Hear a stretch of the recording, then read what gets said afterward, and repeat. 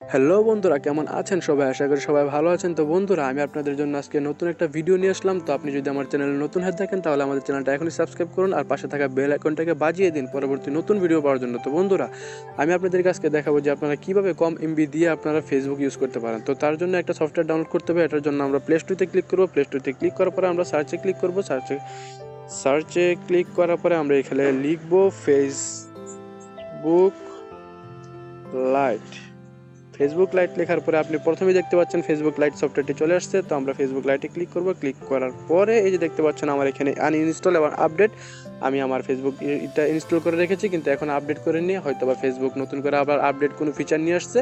তো আমার এটা আপডেট করতে হবে, আমি নিজেও আপডেট করব। তো আপনারা ফেসবুক লাইট সফটওয়্যারটা ইউজ করবেন। আপনাদের যে অফিসিয়াল যে ফেসবুক যে সফটওয়্যারটা ওটাতে অনেক এমবি লাগে, ওইটার সাইজ হচ্ছে প্রায় 50 এমবির মতো। এই যে এখানে দেখতে পাচ্ছেন যে আপনার অলরেডি এই যে দেখতে পাচ্ছেন ফেসবুকের যে অফিসিয়াল অ্যাপটার সাইজ হচ্ছে আপনার 43 এমবি। তো ওটা অনেক হাই এমবি। যাদের মোবাইলের র্যাম কম তাদের মোবাইলে অনেক প্রবলেম করে, হ্যাং করে অফিসিয়াল যে ফেসবুক সফটওয়্যারটা। তাই তাদের জন্য আমি আপনাদের রিকোয়ারমেন্ট করব যে আপনারা ফেসবুক লাইট সফটওয়্যার ইউজ করেন।